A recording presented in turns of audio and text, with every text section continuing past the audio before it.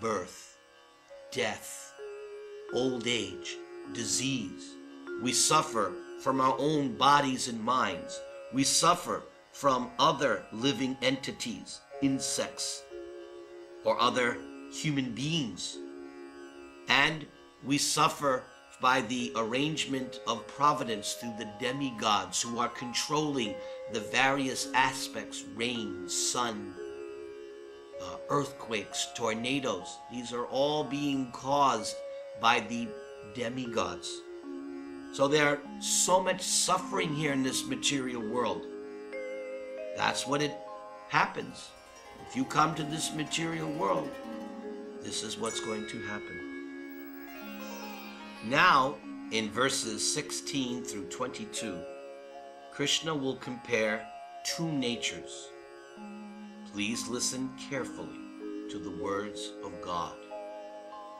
From the highest planet in the material world down to the lowest, all are places of misery wherein repeated birth and death take place. But one who attains to my abode never takes birth again. So, very simple. The material world means repeated birth and death. The spiritual world means no more birth and death. By human calculation, 1,000 ages taken together form the duration of Brahma's one day, and such also is the duration of his night. Brahma, we have already learned, is the creator or engineer of this universe. Krishna supplies the 16 material ingredients, and then Brahma, as a representative, an empowered representative of Krishna, actually engineers the construction of each and every material universe, because this material universe is not the only one. There are hundreds, if not thousands and millions of such material universes, and in each universe there is a Brahma, a creator. And he has his time. He also has his lifespan. He lives 100 years according to his lifespan. 1,000 ages taken together. So what's 1,000 ages? You have the age of Satya Yuga, Treta Yuga, Dwapara Yuga, and Kali Yuga, the present age. That comprises, you take all those together, that's called the Divya Yuga. 1,000 of those Divya Yugas, 12 hours of Brahma's day. 12 hours day, 12 hours night. At the beginning of Brahma's day, all living entities become manifest from the unmanifested state. And thereafter, when the night falls, they are merged into the unmanifest again.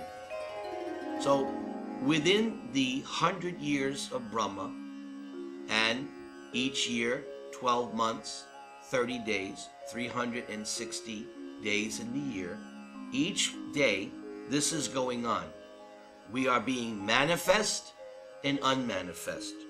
According to our material desires, we get an appropriate material body. So for some time, these bodies are not seen, and then we are seen again. This process is going on. Again and again, when Brahma's day arrives, all living entities come into being. And with the arrival of Brahma's night, they are helplessly annihilated. Yet there is another, unmanifest nature, which is eternal and transcendental to this manifested and unmanifested matter. So here Krishna is referring to the spiritual sky. It's unmanifest to us here in the material world because we are conditioned. But when we become liberated, that is where we will go. It's unmanifest only to those here in the material world. But those who are in the spiritual world, it's eternally manifest. It is supreme and is never annihilated. Brahma has his 100 years, but at the end of the 100 years of Brahma, the whole cosmic manifestation will enter the body of Mahavishnu and will be unmanifest. Whereas This other nature that Krishna is referring to, the spiritual sky, Paravyom, the Vaikuntha atmosphere, the atmosphere where there is no anxiety, that part is always existing. It does not go through manifestation and unmanifestation. When all in this world is annihilated, that part remains as it is. That which the Vedantists describe as unmanifest and infallible, that which is known as the supreme destination, that place from which, having attained it, one never returns, that is my supreme abode.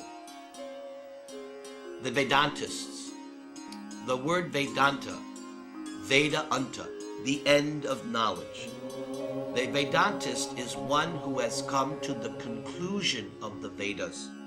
And in chapter 15, we will learn from Krishna that the conclusion of studying the Vedas is to know him. So the scholars, the real scholars of the Vedas, they describe the spiritual world, unmanifest, again, unmanifest to those who are conditioned by the material world, and it's infallible. Infallible means it is perfect, it is pure, it is transcendental, there is no destruction, there is only eternal existence. It is the supreme destination. There's nothing higher than achieving the spiritual kingdom of God. And once having attained it, you don't come back here to this material world. That, Krishna says, is my supreme abode. You go there, you don't come back again to this material world, which he said is temporary and full of miseries. The Supreme Personality of Godhead, who is greater than all. This is the definition of God. We have in Sanskrit, Asamardva. No one is greater and no one is equal to God. Even when you become liberated, you will not become equal to God in all respects. You become equal in status, Sat, Chit, Ananda, eternal, full of knowledge and bliss. But you will not be equal to God in all respects.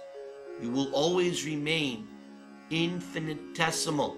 You will still remain subordinate to Krishna, because that's why we exist. We exist to render eternal loving service to Krishna. God will always be the master. We will always be the servant. He is attainable by unalloyed devotion. This term, unalloyed. Unalloyed means pure. Nothing has been added. When they make metals, sometimes they add other metals, and that is not unalloyed. That's an alloy. But pure, unalloyed, that is the kind of love and devotion Krishna wants. Nothing has been added. It is simply pure. Although he is present in his abode, he is all-pervading, and everything is situated within him. This will be explained in the next chapter. Lord Chaitanya has a particular philosophy called Achintya, inconceivable, Beda Abeda Tattva. Simultaneously, everything is one and different from God. So here is a little bit of information in this regard. Krishna, the individual supreme person, lives eternally in his abode. And at the same time, he is all-pervading. How is he all-pervading and at the same time in his abode? That's because God has inconceivable powers. Yes, he can be in his abode and simultaneously be present everywhere in this cosmic manifestation. He is present in two ways. All the energy that we see here in this material world, it is God's energy, not you or mine. It is created by God. So the energy is a representation of God's presence. And he's also present everywhere because he is within your heart and everyone's heart simultaneously. Not only is he in the heart, he pervades even the atom. So in this way, he has his individual existence in his abode in the spiritual world, and simultaneously he's present everywhere in the material world. And when you become self-realized, you'll be able to see Krishna within every atom. Why? Because your heart will be full with love of God. And there is a nice statement by Lord Brahma in his Samhita, where he says that when your eyes are smeared with love of God, then in your heart of hearts, meaning in the innermost recesses of your heart, you will see God. You will be visualizing the form of God always. This is Krishna consciousness. This is the perfection of love of God, that at every moment in your deepest part of your heart, you are seeing your worshipful, lovable object, Sri Krishna. In the final portion of chapter 8, Krishna will explain the two different ways we leave this world. Very nice instructions from Krishna. I hope you listen carefully. O best of the Bharatas, O Arjuna, I shall now explain to you the different times at which, passing away from this world, the yogi does or does not come back. Those who know the Supreme Brahman, so notice Supreme Brahman, this refers to God. The word Brahman takes different connotations depending on the usage. Sometimes the word Brahman refers to the Atma, the soul. But notice here it says Supreme Brahman. So there's Brahman, the individual souls, but then there is the Supreme Brahman, God himself. They are not one in all respects. They are two, and we'll learn more about this in chapter 13. The two knowers of the field, Atma, Paramatma, the living entity and God. Those who know the Supreme Brahman attain the Supreme by passing away from this world. And here are the different items. During the influence of the fiery God, in the light, at an auspicious moment of the day, during the fortnight of the waxing moon, or during the 6 months when the sun travels in the north. So materially, these are the auspicious times to give up the body.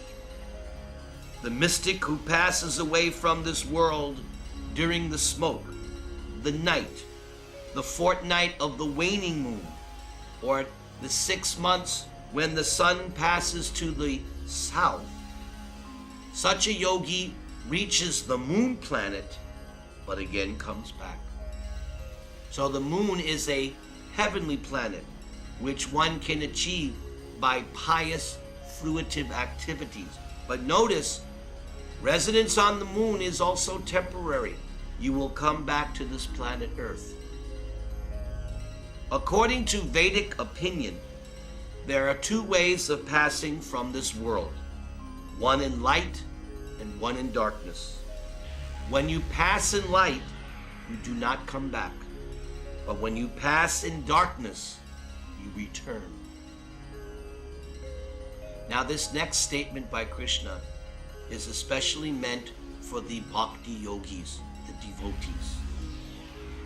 Although devotees know these two paths, O Arjuna, they are never bewildered.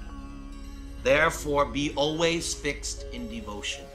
In other words, the devotee doesn't have to worry about leaving the body at an auspicious or inauspicious time. Because the devotee is surrendered to Krishna, because the devotee is performing the superior transcendental activity of devotional service, he or she leaves everything to Krishna. Krishna will protect his devotee. We will learn more about this in the next chapter, how Krishna takes care of his devotee. So notice what he says, be fixed in devotion. He's not telling Arjuna to be worried about whether you pass in the light or in the darkness. He's telling Arjuna, no, be fixed in devotion. So this is the important thing about this section. Be fixed in devotion. And to be fixed in devotion, we simply have to chant Hare Krishna, Krishna Krishna, Hare Hare, Hare Rama, Rama Rama, Hare Hare. And now the final verse of this chapter. A person who accepts the path of devotional service. So we've been explaining this path of devotional service, the ninefold path, hearing, chanting, remembering. We've explained it. One who accepts this path of devotional service is not bereft of the results which are ordinarily derived from studying the Vedas. By performing austere sacrifices, giving charity, or pursuing philosophical and fruitive activities. Simply by performing devotional service, you attain all these, and at the end, you reach the supreme eternal abode. What this verse is telling us, Krishna is assuring us that if we walk the path of bhakti, the path of devotional service, you will never be the loser. People are doing all these different paths, the Vedas, sacrifices, charity, philosophical and fruitive activities, hoping to get a particular result. But the devotee, simply by doing his devotional service, gets everything from Krishna. It's not that when you become a devotee, you are the loser. No, you are the gainer. Therefore, devotional service is a win-win situation. It's not that when you perform devotional service, you have to deny yourself. No. You simply engage in devotional service and everything is automatically taken care of. Eating, sleeping, mating, defending, and all the things that this world has to offer can be done in Krishna consciousness, in a bhakti way. And that is what Krishna is explaining throughout Bhagavad Gita. Everything can be done in Krishna consciousness by linking with Krishna. And to understand the intricacies of this, he explained in chapter 4, to know the science of sacrifice, one needs a spiritual master. And therefore in Krishna consciousness, acceptance of a spiritual master is most important, because the spiritual master will train you how to engage all of your activities and proclivities in connection with Krishna. Therefore, one should take up Krishna consciousness, the ninefold path of devotional service, under the guidance of a spiritual master, and progress steadily on the way home, back to Krishna, the Supreme Personality of God. And as we end this chapter, I will ask you all to fold your hands and in devotion chant along with me. Hare Krishna, Krishna Krishna, Hare Hare, Hare Rama, Rama Rama, Hare Hare.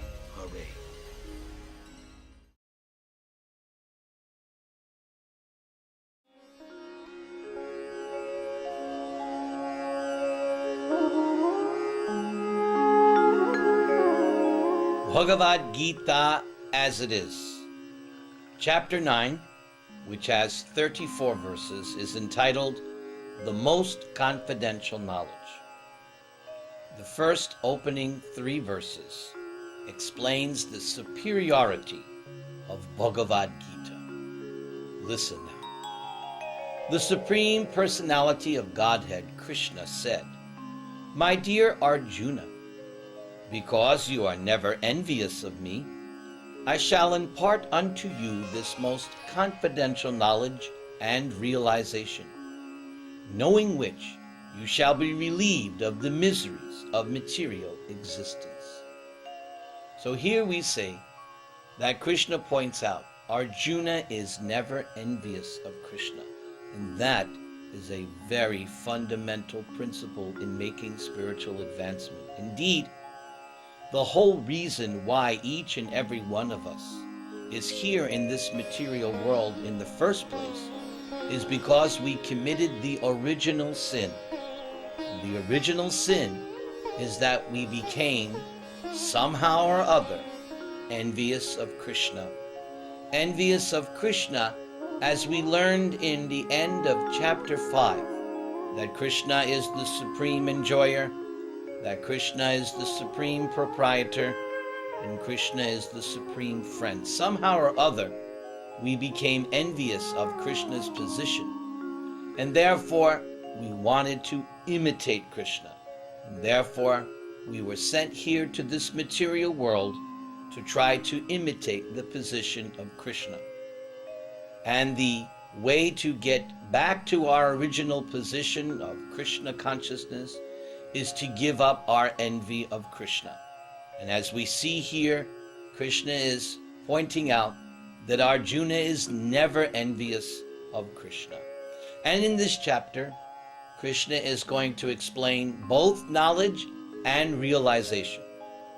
Realization is higher or more important than knowledge, because realization is scientific. It means you have taken the knowledge and applied it. You have put it to use, and now you have practical experience of that knowledge. And next thing he said is that if you practice this most confidential knowledge, the result will be that you will be free from the miseries of material existence. What are those miseries?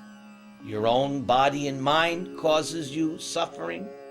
You suffer from other living entities, not just humans, but also other living entities, insects, and so forth.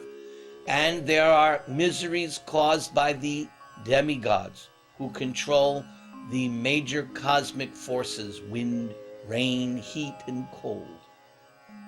Now, in this next statement, Krishna says, "This knowledge is the king of education, the most secret of all secrets.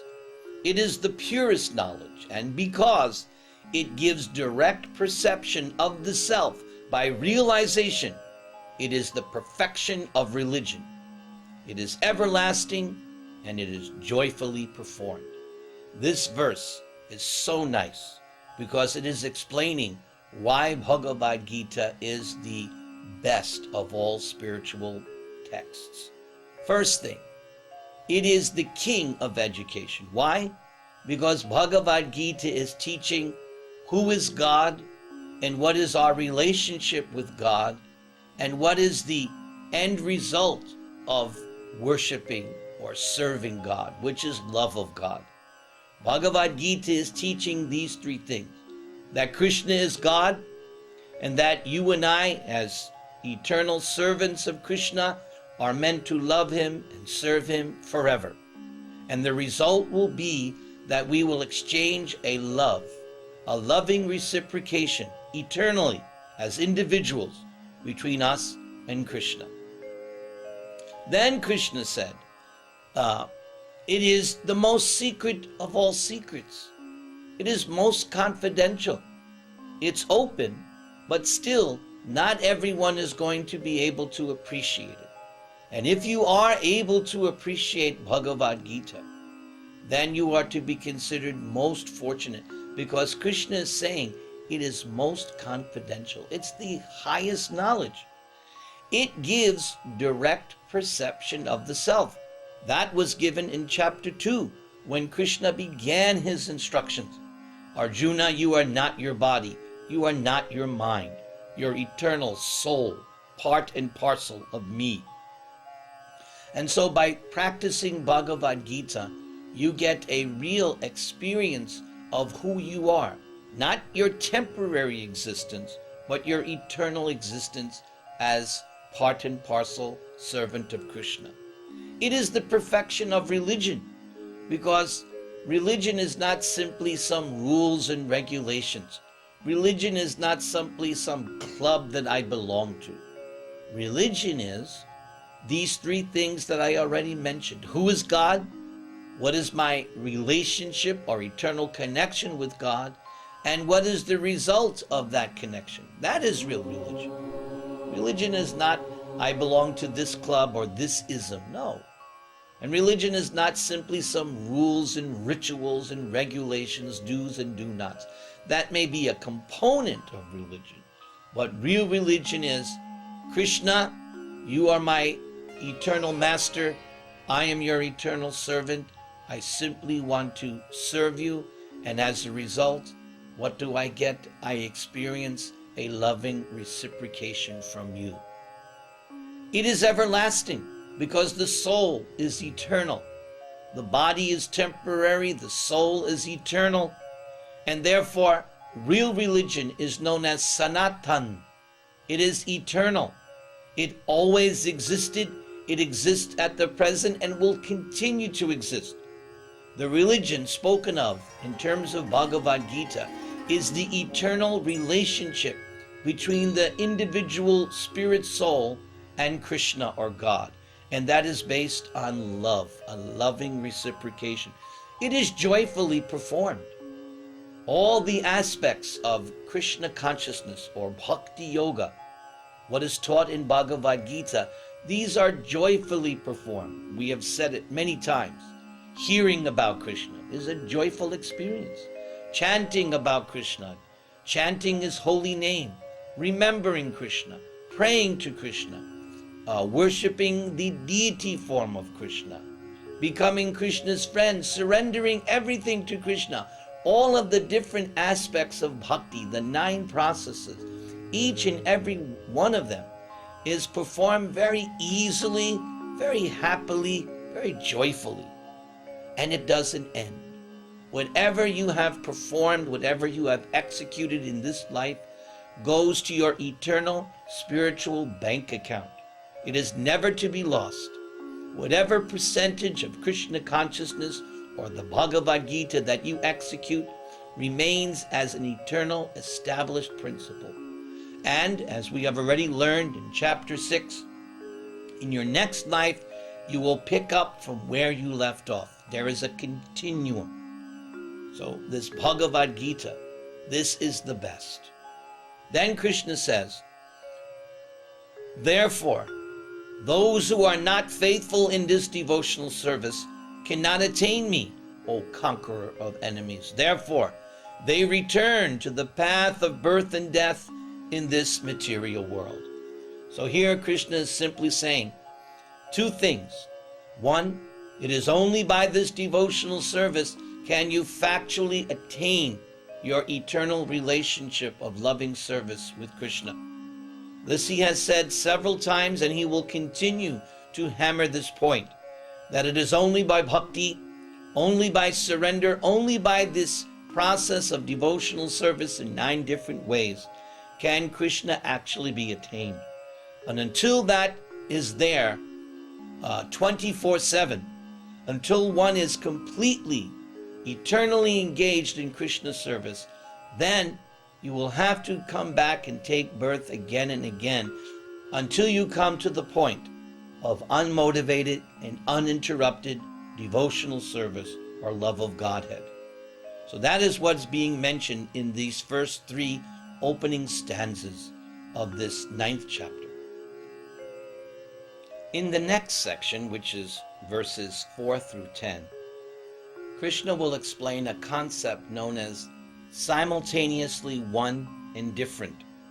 This philosophy was propounded specifically by Krishna in his most recent incarnation as Sri Krishna Chaitanya Mahaprabhu, who appeared 500 years ago in India and taught the Hare Krishna movement. This is technically known as Achintya Bheda Abheda Tattva, how the entire cosmic manifestation can be seen as being one and different from the personality of Godhead. Let's see what Krishna has to say. By me, in my unmanifested form, the entire universe is pervaded. All beings are in me, but I am not in them. And yet, everything that is created does not rest in me. Behold my mystic opulence. Although I am the maintainer of all living entities, and although I am everywhere, I am not a part of this cosmic manifestation, for myself is the very source of creation. Understand that as the mighty wind blowing everywhere rests always in the sky, all created beings rest in me. O son of Kunti, at the end of the millennium, all material manifestations enter into my nature, and at the beginning of another millennium, by my potency, I create them again. The whole cosmic manifestation is under me. Under my will, it is automatically manifested again and again. And under my will, it is annihilated at the end. O Dhananjay, all this work cannot bind